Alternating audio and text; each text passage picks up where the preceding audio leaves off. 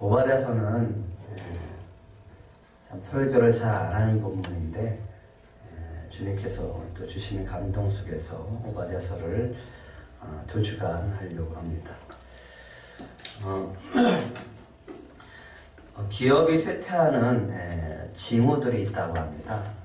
그 징후들 6가지 중에 제가 2가지를 한번 뽑아봤는데, 정말 절대로 망하지 않을 것 같은 초인류 기업들이 망할 위기에 처하는 것을 보면서 우리는 큰 충격에 빠지기도 합니다.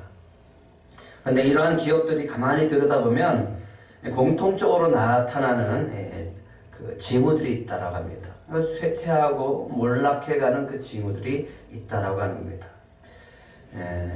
그 중에 첫 번째는 현재 성공에 안주하는 징후들이 나타난다는 겁니다. 괜찮겠지, 잘 되겠지 하는 그런 안도감 속에서 그것을 계속 그 경영자들이 그것을 자만에 빠지면서 그렇게 안도하는 그런 징후들이 계속 나타나게 되어지면서 결국은 그것이 몰락으로 이어진다라고 합니다. 우리한 기업이 실패하게 되는 근본적인 원인은 최고 경영자가 이렇게 자만에 빠지기 때문이라고 합니다. 경영 환경은 급속하게 변하고 있는데 이를 인식하지 못한 채 과거에 성공한 방식이 현재에도 앞으로 미래에도 계속 통할 것이다 라고 하는 이 생각 때문에 실패한다라고 하는 겁니다. 한때 성공으로 만족하고 안주하는 순간, 바로 그 순간부터 그 위기가 찾아온다고 합니다. 대표적으로 사례를 많이 들었지만 과거에 카메라 필름으로 유명했던 코닥 같은 그 회사가 대표적이라고 할 수 있습니다. 1990년 초반에 포춘지에 선정해서 500대 기업 중에 순위 18위까지 올라갔던 기업이었습니다. 하지만 디지털 시대가 오면서 그 변화에 적절하게 대응하지 못해서 결국은 이 위기를 겪게 되었습니다. 근데 놀라운 것은 이 회사가 1975년 최초로 디지털 카메라를 선보였다라고 합니다. 디지털 카메라 제품에 있어서는 선도 기업이라고 할 수 있습니다. 그때만 해도 다른 경쟁 업체는 이 디지털 카메라를 생각하지도 못했던 그런 시대였습니다. 하지만 코닥은 경쟁사들과 엄청난 격차를 보이면서 그렇게 놀라운 기술을 가지고 있으면서도 기존의 필름 사업에 만족하고 있었던 겁니다. 그 나오는 수익에만 그냥 만족하고 있다가 결국은 큰 위기를 겪게 되어졌습니다. 그런 사이에 다른 경쟁사들은 부지런히 그 디자인을 개발하고 고객 중심의 인터페이스를 개발하고 시장에 뛰어들었습니다. 그런 사이에 코닥은 점점 뒤처졌다라고 하는 겁니다.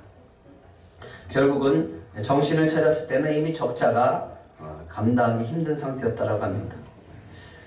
과거에 ABB의 CEO였던 퍼시 바네빅이라고 하는 사장이 이런 말을 했습니다. 기업의 경쟁은 마치 에스컬레이터가 아래쪽으로 내려가는 에스컬레이터를 타고 내려가면서 거꾸로 위쪽 방향으로 걷는 것 같은 것이다 라고 하는 겁니다. 그러니까 에스컬레이터가 우리가 밑으로 내려가잖아요. 그런데 거꾸로 그 내려가는 것을 거슬러 올라가려고 하는, 그러니까 잠시라도 걸음을 멈추면 금방 뒤처진다라고 하는 겁니다. 그만큼 경쟁정은 무섭다라고 하는 거죠. 잠시라도 방심하면 뒤처질 수밖에 없다라고 하는 거죠.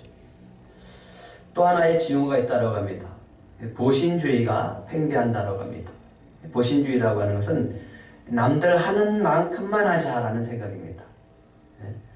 괜히 튀었다가는, 직장에서 튀었다가는 찍힌다, 이런 생각이 팽배해진다라고 하는 겁니다.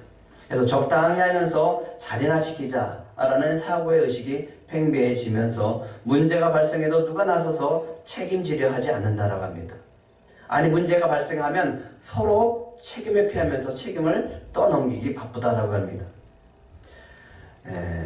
이런 징후들이 나타나면 곧 큰 위기가 닥치고 몰락하게 된다라고 하는 겁니다. 그런데 몰락하는 기업들을 보면 어느 한순간에 망하는 것이 아니라 점차 이런 징후들이 나타나면서 결국은 큰 위기를 만나게 된다고 합니다. 선교회에서 많은 목사님들을 만나요. 많은 목회자들을 만나게 되어집니다. 꽤 많은 목사님들이 이런 고백을 합니다. 목사님, 저도 예전엔 잘 나갔었습니다. 이렇게 얘기하시는 분들이 많아요. 대표적으로 두 분을 뽑으라고 한다면 과거에 부동산을 했는데 돈을 굉장히 많이 버셨어요. 그래서 확대를 해서 기업을 확대해서 건설회사까지 차려서 건설회사를 운영했었던 분이 있었습니다. 그런데 우리가 예상한 대로 한순간에 그렇게 쉽게 무너졌다라고 합니다. 목사님, 쌓기는 오래 걸렸지만 무너지는 데는 그렇게 오랜 시간이 걸리지 않았습니다. 그렇게 얘기하시는 것을 들었습니다. 또 한 분의 고백을 이랬습니다. 목사님, 저희 사업은 절대로 망할래야 망할 수 없는 사업이었습니다. 큰 기업과 연관이 되었기 때문에 우리는 절대로 망할래야 망할 수 없는 그런 사업을 했었습니다.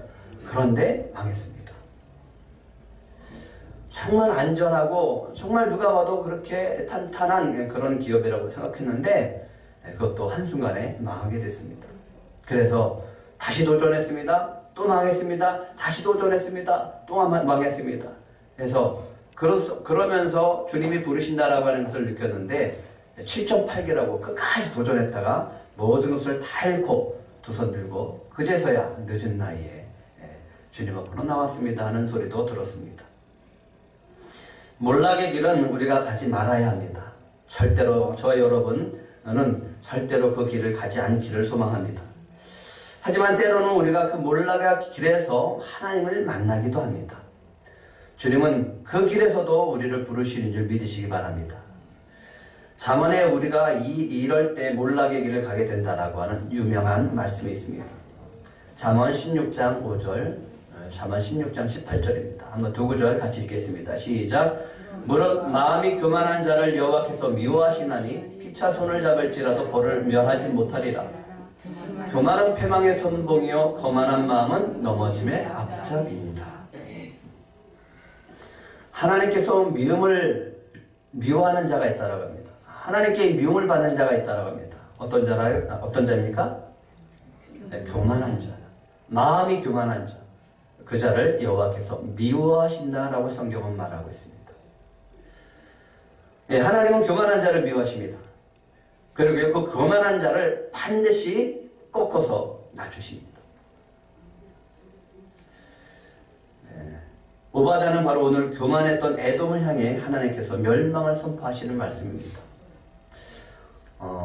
그렇기 때문에 저도 설교하기를 좀 꺼리고 싶은 그런 본문입니다.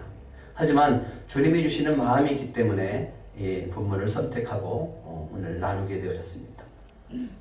간단하게 우리가 생소한 선지서기 때문에 소개를 한다라고 하면 오바댜가 기록된 연대를 보면 두 가지로 추정합니다. 북이스라엘의 여로보암 2세 때, 여로보암 왕 때, 2세가 아니라 여로보암 왕 때 기록을 했을 것이다 라고 추정하기도 하고요.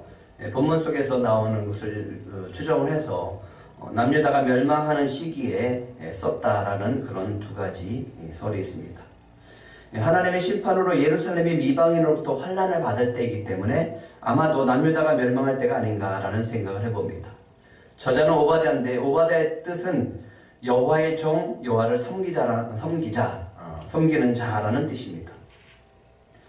근데 여기서 나오는 에돔은 에돔의 역사를 우리가 좀 살펴볼 필요가 있습니다. 에돔은 별명입니다. 누구의 별명이었죠? 에서라고 하는 사람의 별명이었습니다. 이삭이 나이가 60이 되도록 자식이 없었어요. 그래서 기도를 합니다. 그랬더니 하나님께서 리브가를 통해서 쌍둥이를 주셨습니다. 근데 이 쌍둥이를 임신을 했는데 뱃속에서 막 싸우는 거예요. 도대체 왜 이 뱃속에서 이 두 아이가 싸우는가 이해하지 못해서 하나님께 물었더니 하나님이 리브가에게 이런 말씀을 했습니다. 두 국민이 내 태중에 있구나. 두 민족이 내 복중에서부터 나뉘리라. 이 족속이 저 족속보다 강하겠고 큰 자가 어린 자를 섬기리라. 큰 자가 어린 자를 섬기리라.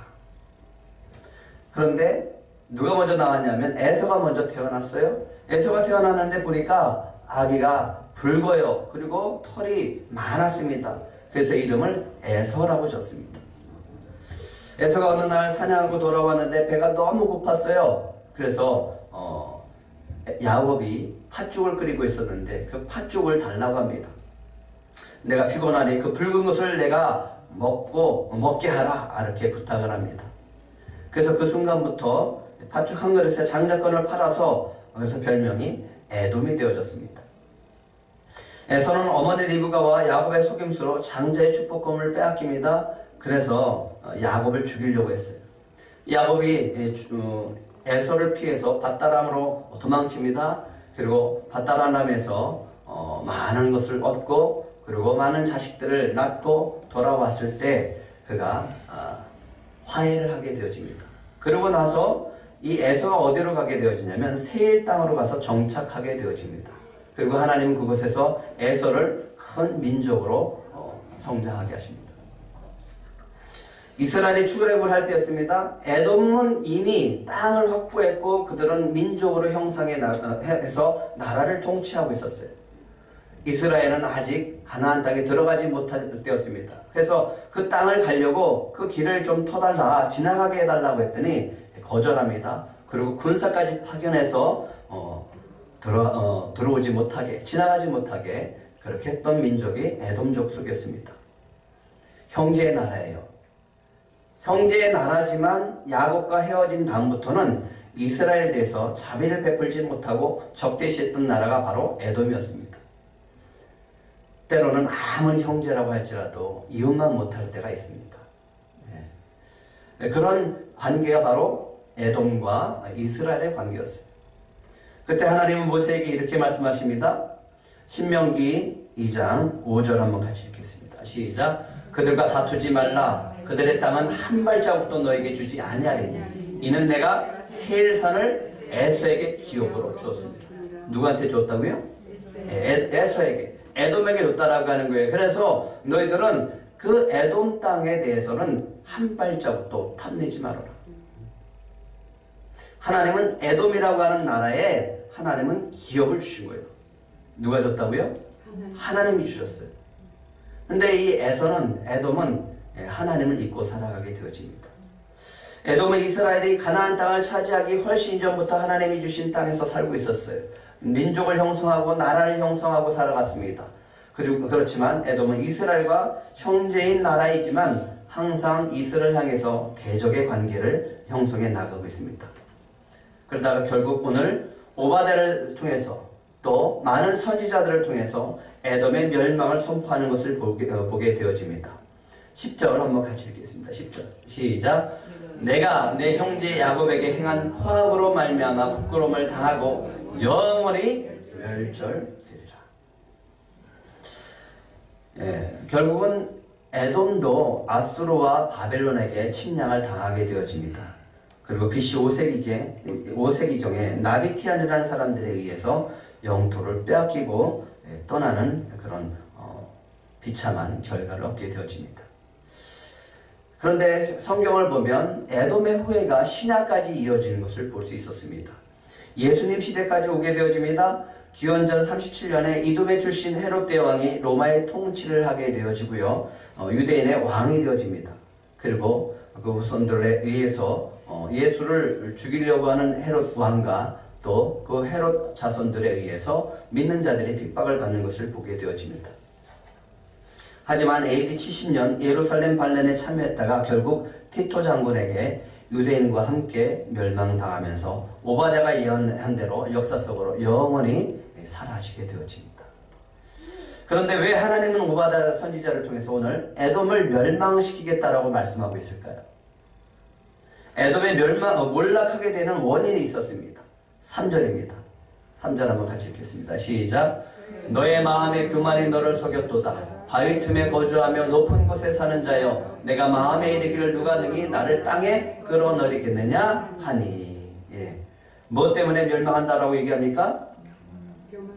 너의 마음의 교만이 너를 속였다. 마음의 교만이 자신을 속였다라고 주님은 말씀하고 있습니다. 하나님의 에돔의 교만함을 보시고 오바댜 선지자를 통해서 얘기하십니다. 나라들 가운데 매우 작게 할 것이고 크게 멸시를 당하게 할 것이다. 그런데 사실 그들을 보면요, 교만할 만도 하겠다라는 생각이 듭니다. 왜냐하면 지리적으로 보면 굉장히 좋은 위치에 그들은 살았습니다. 성경학자들에 의하면 해발 1220m 위에 솟아있는 고원지대에 살았다고 합니다. 그러니까 서쪽으로는 깊은 골짜기가 국경을 가로막고 있어요.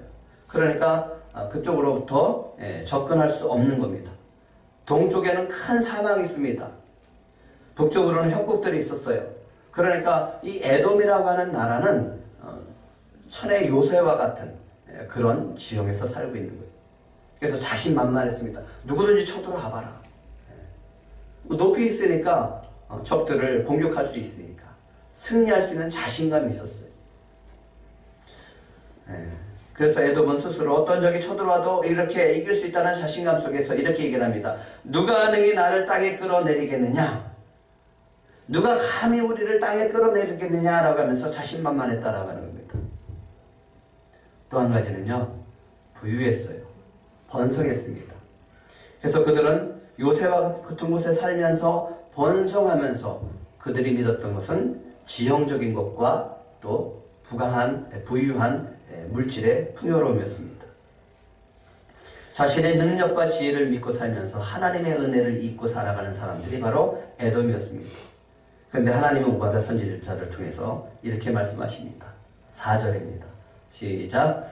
내가 독수리처럼 높이 오르며 별 사이에 깃들일지라도 내가 거기에서 너를 끌어내리리라. 여호와의 말씀입니다.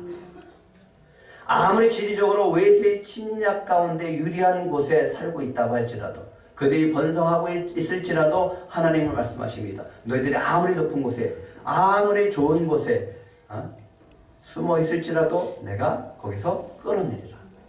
너희가 부유하고 보물을 숨겨 놓을지라도 내가 그것을 다 찾아내서 내가 다 빼앗기게 하리라. 이렇게 말씀하십니다.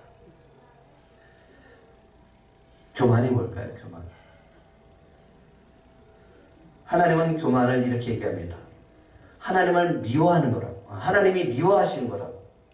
교만한 자는 내가 미워한다라고 말씀하십니다. 그 미워하는 건 뭐냐면 하나님께서 자신을 믿지 않고 하나님을 믿지 않고 자기를 믿는 거예요. 자기를 의지하는 거예요. 자기 지혜와 능력을 의지하는 거예요. 그러면서 자만하는 겁니다. 자신이 가지고 있는 것을 더 믿는 거예요. 그런 자는 교만해집니다.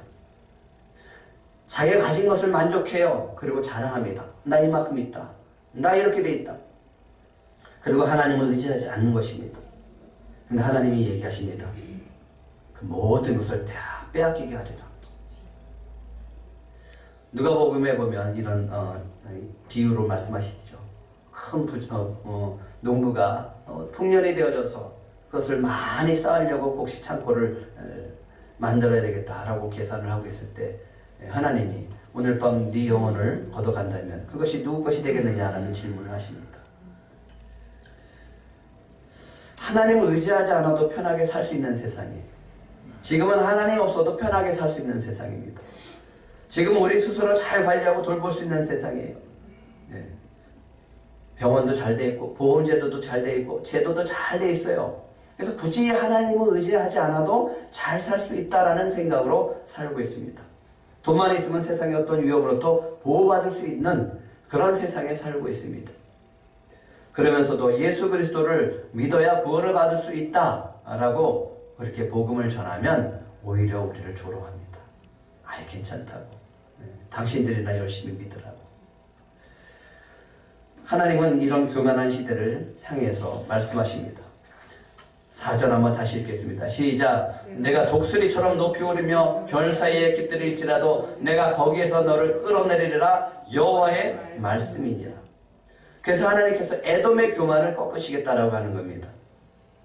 이런 말씀이에요. 혹시 도둑이라도 들어서 강도가 들어서 훔칠 만큼 훔쳤으면 거기서 그친다. 하지만 나는 거기서 그치지 않는다. 너희들의 감춘 보물까지 다 빼앗을 것이다. 너희들이 동맹한 나라들, 그런데 그 동맹한 나라들로부터 너희가 쫓겨날 것이다.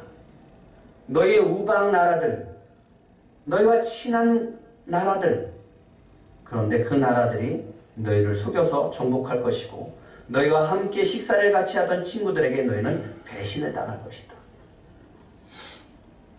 그러면서 9절에 이렇게 얘기하십니다. 9절도 같이 읽겠습니다. 시작.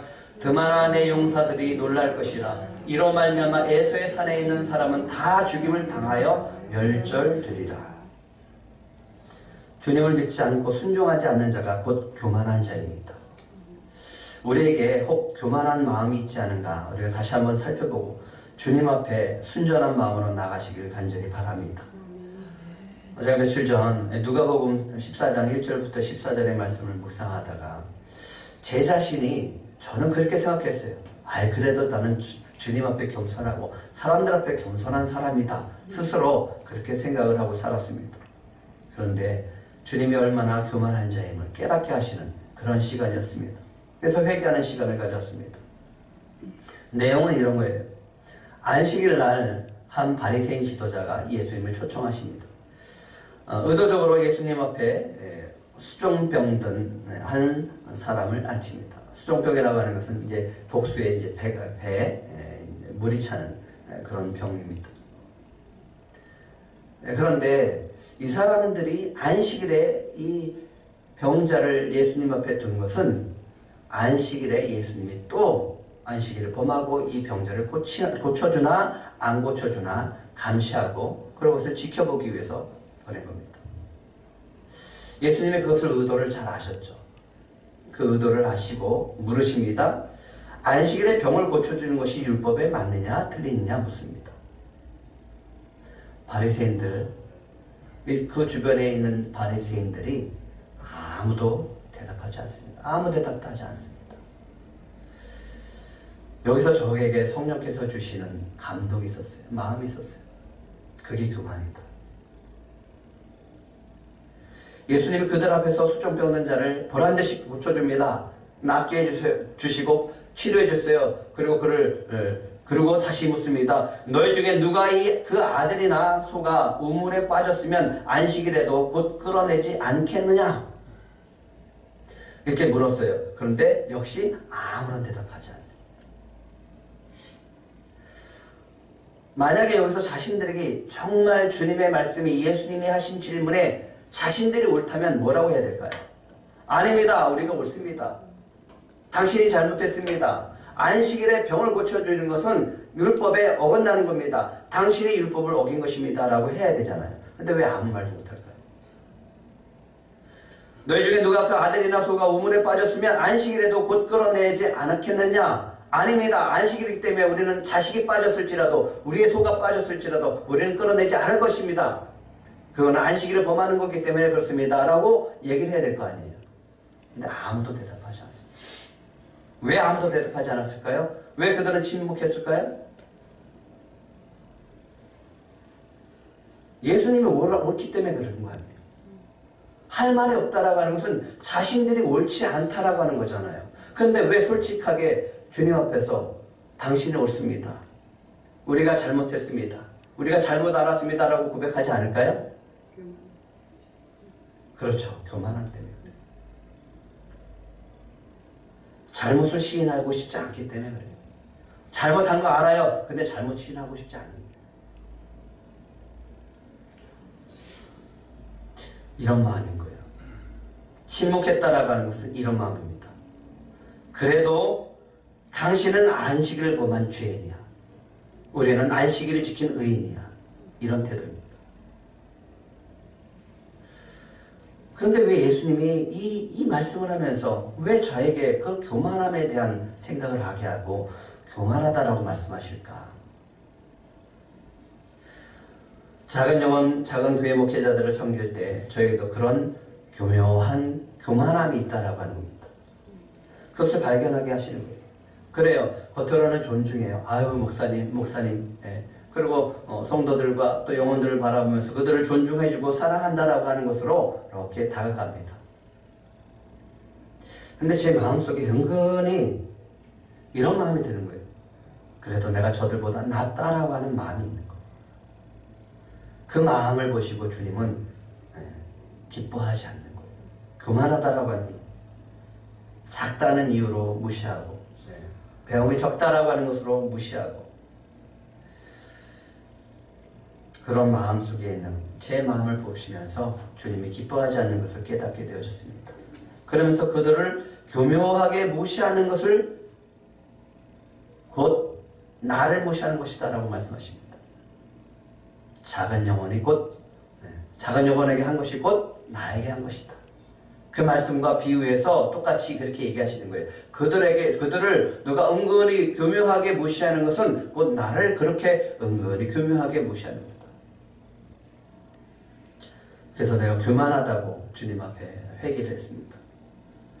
작은 교회 목회자들을 만나고 성교회에 오시는 목사님을 만나서 그렇게 섬깁니다. 그런데 제가 성교회에서 부대표를 맡고 있고 또 목회사관학교를 담당하고 있습니다.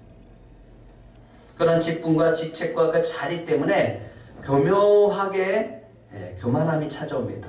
어떤 거냐 하면 내가 저들보다 높다라는 생각, 높은 자리에 앉아있다라는 생각, 내가 가르치는 입장에 있다는 생각,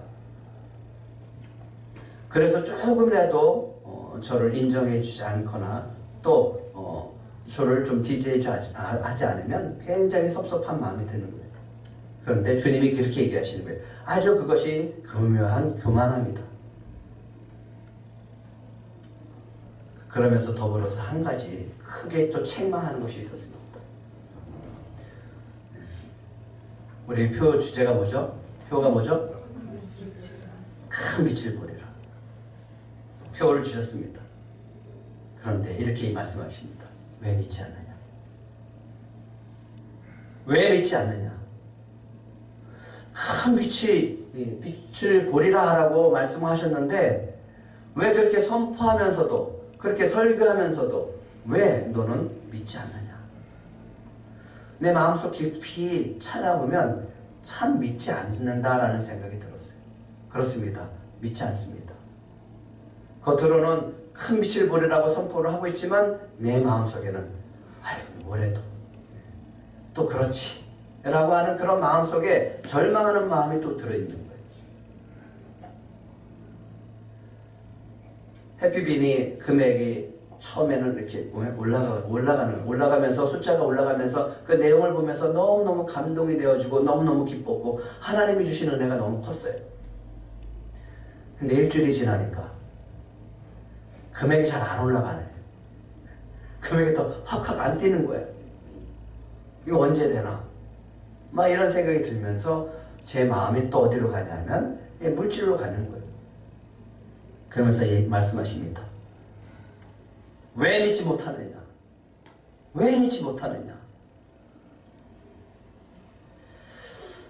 그 말씀 앞에, 그 교만 앞에, 주님 앞에 이렇게 회개를 하게 되었습니다. 그렇습니다. 주님, 저는 교만한 자입니다. 그리고 믿지 못하는 자였습니다. 사단은 우리의 마음에 교묘하게 교만을 집어넣습니다. 마음이 교만한 자를 여호와께서 미워하신다라고 말씀하십니다. 피차 손을 잡을지라도 벌을 면하지 못할 것이라고 말씀하시고 교만은 패망의 선봉이요 거만한 마음은 넘어짐의 악잡이다 라고 말씀하십니다.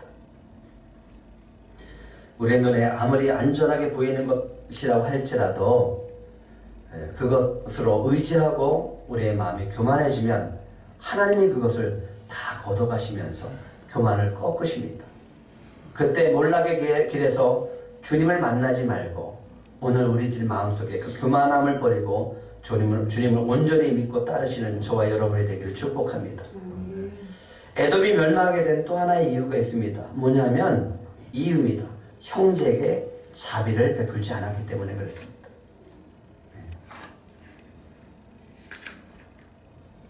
10절의 말씀처럼 형제에게 자비를 베풀지 않았습니다. 형제를 사랑하지 않고 야곱이 멸망할 때 기뻐했어요. 자신의 부를 축적하는 기회로 삼았습니다. 이스라엘이 멸망할 때 그들도 동참했고 그것에 멸망해 갈 때 그 이스라엘의 것들을 자신이 착취해버렸어요. 그래서 하나님은 그들을 멸망시키기도 말씀하십니다. 에서는 야곱의 형이잖아요. 근데 형이 어떻게 동생 망하는데 그것을 기뻐하고 그 동생 망하는 것을 다시 자기가 차지할 수 있냐. 그래서 하나님은 그 이후로 멸망케 하십니다. 이스라엘 적대시하고 틈만 나면 공격했습니다. 바벨론으로 이스라엘 백성들이 유다 백성들이 끌려갔어요. 그래서 바벨론 강가에서 노래를 부르는 가운데 이런 가사가 있었습니다. 이런 시편이 있었습니다. 137편 7절입니다. 한번 같이 읽어볼까요? 시작. 여호와여 예루살렘이 멸망하던 날을 기억하시고 에돔 자손을 치소서. 그들의 말이 헐어버리라 헐어버리라 그 기초까지 헐어버리라 하였나이다. 에돔이 유다 백성이 멸망할 때 그렇게 얘기했다라고 하는 거예요. 저 기초까지 헐어버려라. 저 기초까지 헐어버려라. 하나님의 백성입니다. 형제였던 이스라엘에게 그들은 포악했습니다. 이방인들이 예루살렘을 공격할 때 에돔 사람들도 멀리서 그냥 지켜보기만 했어요. 수수방관했어요. 형제가 환난을 당할 때 기뻐하면서 그들의 불을 자신의 불을 축적하기 위해서 그 기회를 노렸습니다. 하나님이 없어도 그들은 지형적으로 안전하다고 생각했고 부하다고 안전하다고 생각했습니다. 형제의 불행을 자신의 불을 축적하는 기회로 삼았다라고 하는 거죠. 형제가 넘어져도 환난을 당해도 돕지 않는 거예요. 그리고 방관만 했습니다. 자비를 베풀지 않았습니다. 그 결과 하나님이 말씀하십니다. 그래서 너희를 멸망시키겠다. 요한일서 4장 20절에 이런 말씀이 있습니다. 누구든지 하나님을 사랑하노라 하고 그 형제를 미워하면 이는 거짓말하는 자니 보는 바 그 형제를 사랑하지 않은 자는 보지 못하는 바 하나님을 사랑할 수 없느니라. 21절도 한번 같이 읽어볼까요? 시작. 우리가 이 계명을 주께 받았나니 하나님을 사랑하는 자는 또한 그 형제를 사랑할지니라. 오늘 주님이 에돔을 향해서 멸망을 선포하십니다. 그러고 말씀하십니다. 너희가 저 형제를 사랑하지 않았기 때문에 너를 멸망한다. 거꾸로요.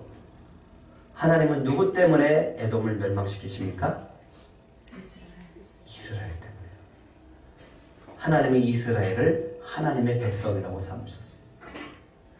우리는 하나님의 자녀인 줄 믿으시기 바랍니다. 그것이 오늘 우리가 교만할 수 없는 하나의 이유가 되어집니다. 하나님이 우리를 얼마나 사랑하시는지 그것을 우리가 깨닫는다면 우리는 교만할 수 없습니다. 그 은혜가 너무 크기 때문에. 하나님은 세상 사람들이 하나님의 자녀에게 행한 행동에 대해서 반드시 책임을 물으시는 줄 믿으시기 바랍니다. 우리는 정말 주님의 십자가의 보혈로 구원을 받은 귀한 하나님의 자녀인 줄 믿으시기 바랍니다. 주님은 이렇게 말씀하셨습니다. 이스라엘은 내 눈동자와 같다. 여러분은 그와 같이 귀한 자녀들이심을 믿으시기 바랍니다. 그래서 우리가 해야 될 것이 있습니다. 주님 앞에 교만함을 버리고 주님의 사랑 안에서 형제를 사랑하고 정말 저 세상에 자신들이 안전하다고 느끼고 자신들이 가장 의지하는 것들을 붙잡고 살면서 잘 살 수 있다고, 그러면서 몰락해가는, 멸망해가는, 죽어가는 영혼들에게 참된 복음을 전하시는 저와 여러분들이 되시길 간절히 바랍니다.